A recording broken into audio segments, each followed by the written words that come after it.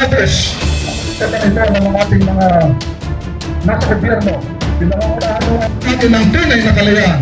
Mabuhay ang sambayanang Pilipino, mabuhay mga kawal, mga pulis, mga lingkod bayan, mga magdagawa, mga kabataan, mga mangista, mga magsasaka, mga iba't ibang komunidad ng pananampalataya. Mabuhay ang Pilipinas, mabuhay ang tunay na kalayaan, mabuhay tayo lang. Maraming salamat.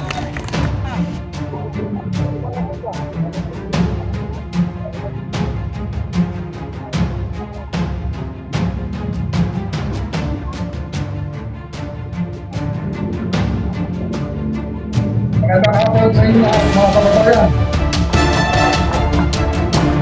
Ang walang kalayaan natin ngayon. Bukod na ba ang magandang malaya tayo?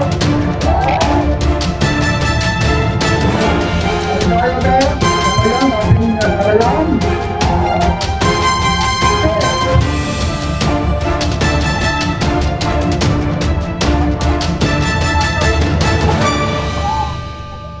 Ano sa'yo mo, isang malaking sindikatong gobyerno?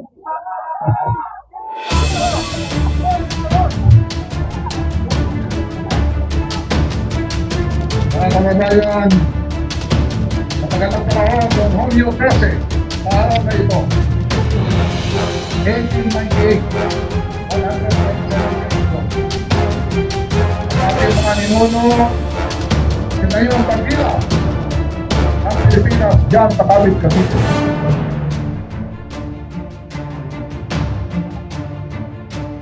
Yun yung papahiwatig, nagpapatunay ng mga Pilipino ay kayang tumayo, manindigan at lumaban.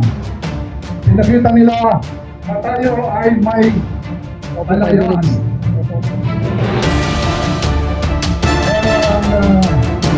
Masakit na katotohanan, 127 years ago, tayo ay hindi tayo tunay na malaya. Inalis natin ang mga kayuhan. Inalis natin ang mga hon, mga Amerikano, mga sila. Pero meron na iwang mga taong nandito sa ating bayan. Hindi sila tumating dito sa atin sa kahit namang bagong natigma. Hindi sila nagsasalita ng wikang Damiada. Sila ay mga kapwa nating Pilipino. Nagsasalita ng Pilipino. Sila mga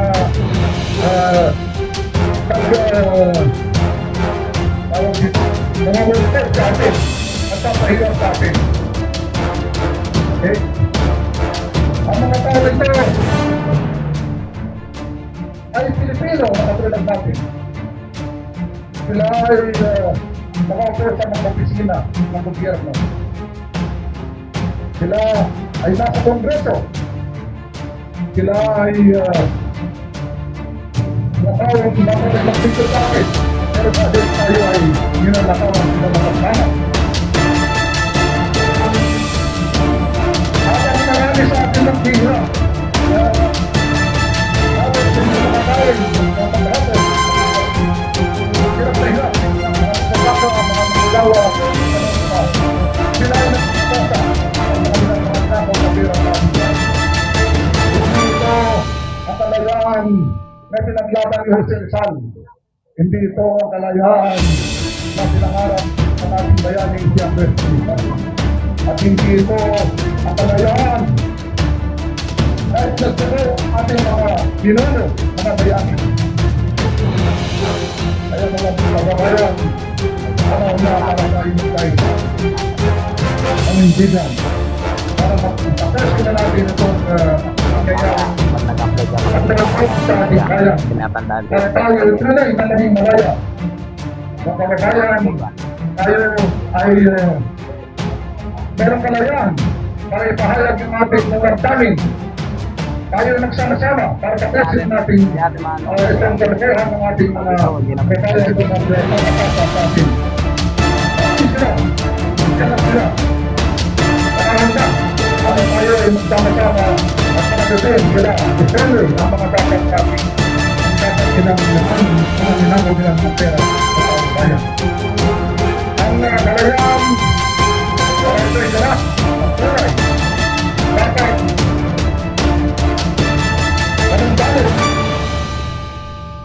katapatan at kapiluan dito sa ating gobyerno, sa ating bayan. Hindi mo tuloy tayong kulay na nalaya dahil sa mga tao ito nanamantala sa ating sa atin. Kaya tayo magtulong-tulong ng mga bayan para sa kabubuhay ng ating bayan.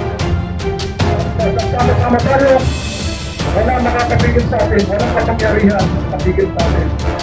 At sa huli, ay sasabi natin sa mga susunod na henerasyon sa atin, kung tatalong ginawa natin, sasabihin natin, tayo ay nanandigan, tayo ay dumatan sa kamagdatan na nangyayari sa ating bayan, at tayong mahal na mahal na ating bayan, tayo ay sama-sama.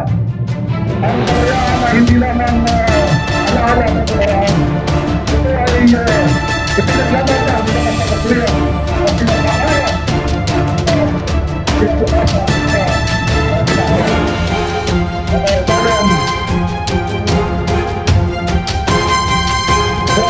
Minsan ay bilang ritual ng sandalo napakasakit para sa akin.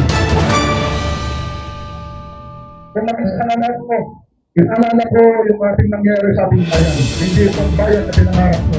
Hindi yung bayan na inaasahan ng mga kapamayan. Napakasakit sa tamtamin. Yung ating puso ay gumurugo sa nangyayari sa atin. Marami sa atin. Ating mahirap. Samantalang yan.